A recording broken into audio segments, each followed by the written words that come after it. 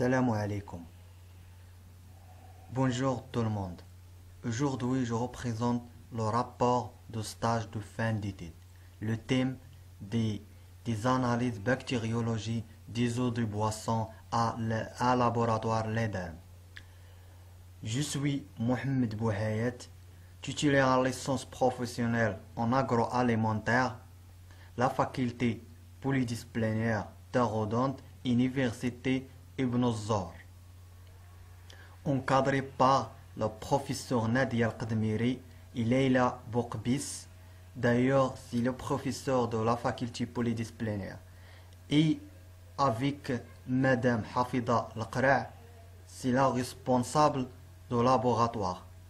C'est effectué le stage. La première chose que je explique, c'est le plan. Le plan constitué à 5 chapitres. L'introduction, le chapitre 1, la description du lieu de stage en laboratoire. Le chapitre 2, les matériels et les méthodes des analyses bactériologie. Le chapitre 3, c'est l'analyse bactériologie de l'eau de boisson. Le chapitre 5, les résultats. Le chapitre 5, c'est la discussion. Et à la fin, c'est la conclusion. L'introduction. L'introduction représente 3 choses. C'est le secteur de agroalimentaire, un domaine de créateur de la valeur ajoutée en matière de consommation. Et représenter laboratoire régional de diagnostic, épidémiologie et d'hygiène des milieux. De Susma Sadra, c'est la REDERM.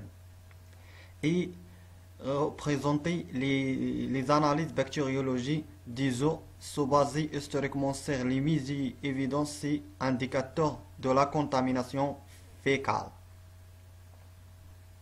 L'objectif de stage. Notre objectif de stage était de réaliser les analyses bactériologie des eaux de boisson effectuées à un laboratoire régional. La première chose, c'est le chapitre 1, la description du lieu de stage en laboratoire. L'EREDERM, c'est laboratoire régional diagnostic épidémiologique et d'hygiène des milieux. Créé en 1979, la mission c'est la structure appui de la diagnostic destinée et épuler les programmes sanitaires. L'activité du laboratoire, les analyses bactériologie des eaux et des aliments et analyse bactériologie de l'eau de baignade et de piscine. Avec les autres missions. Laboratoire, il constitue les salles de réception d'échantillons, les salles de préparation des milieux et les salles d'analyse bactériologie des aliments et les salles des analyses bactériologie des eaux. Le chapitre 2, les matériels et les méthodes. Pour chaque échantillon, l'analyse bactériologie concerne les recherches et dénombrement du coliforme totaux et fécaux et chercheurs collés, les dénombrement des entérocoques intestinaux, les recherches des anaérobes sulfato-réducteurs et les micro-organismes vivifiables. Notre travail est concerné l'analyse bactériologie des 30 échantillons de l'eau de boisson. La méthode d'analyse bactériologie d'eau. On a deux méthodes. C'est la méthode dite de la membrane de filtrant et la méthode d'encorporation en gélose. La méthode, ici les techniques utilisées de laboratoire et applications toutes les eaux et en particulier sur les continents qui ont faible quantité de matériel supposition. C'est la technique de filtration utilisant membrane de filtrant sans la porosité de 0,45 ou 0,2 micromètres. C'est possible de retenir les bactéries.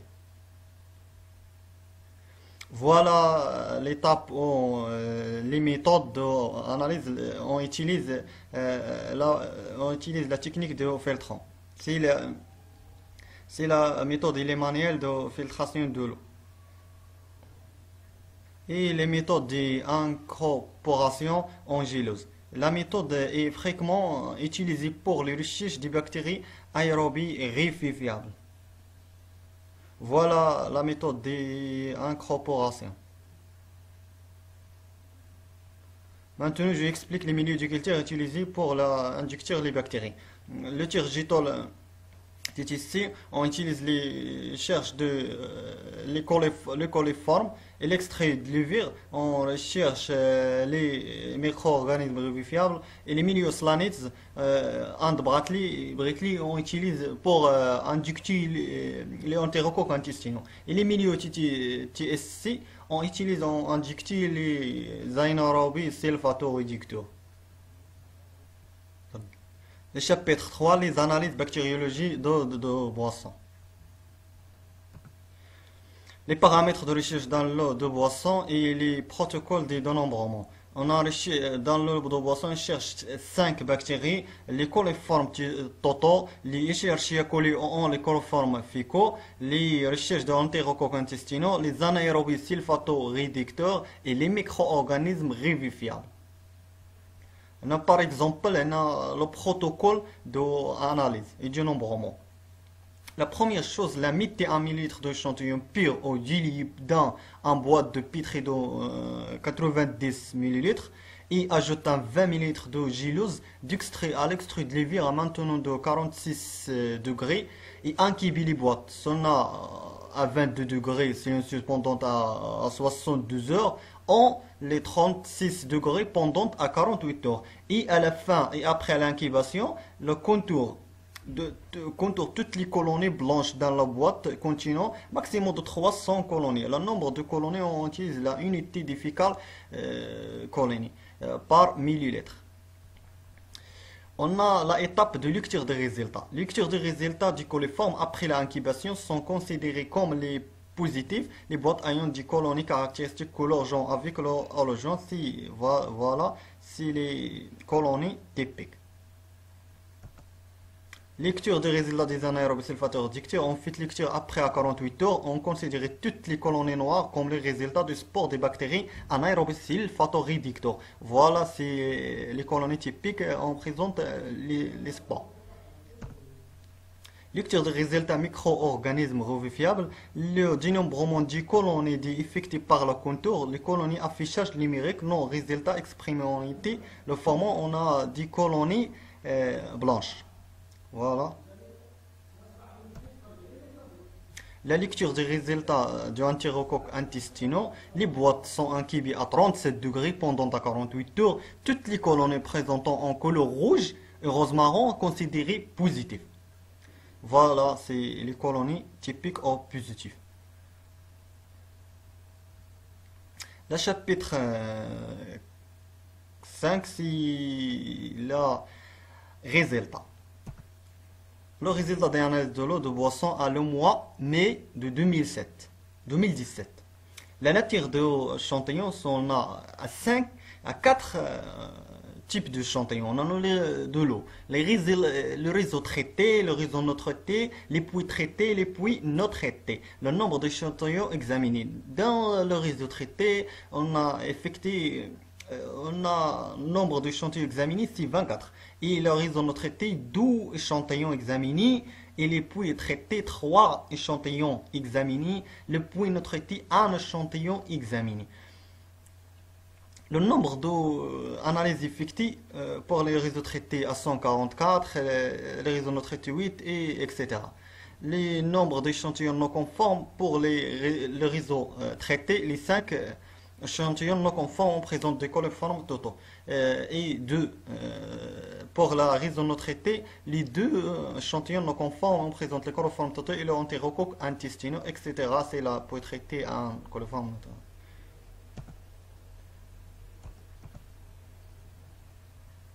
Le réseau traité, on a le 5 par 24 non conformes. La présence des coliformes totaux, etc.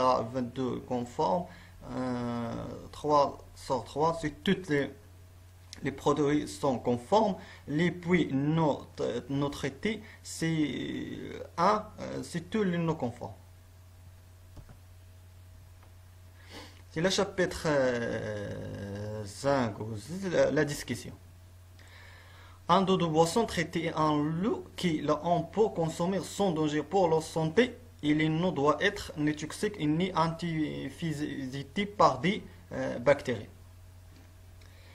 Je explique les conditions du prélèvement. Il joue un rôle très important pour les analyses on fait correctement. La conclusion, le stage que nous avons effectué montrait l'importance et utiliser des techniques d'analyse pour obtenir des informations sur la qualité d'hygiène de l'eau et prévenir ainsi toutes les sortes de pollution originaires des activités humaines et domestiques, agricoles et industrielles. Un point de vue personnel, le stage déroulé est dans de bonnes conditions et nous sommes ravis que toutes les personnes du laboratoire nous ont accordé du temps pour nous expliquer les étapes d'analyse bactériologie des eaux. Merci pour votre attention.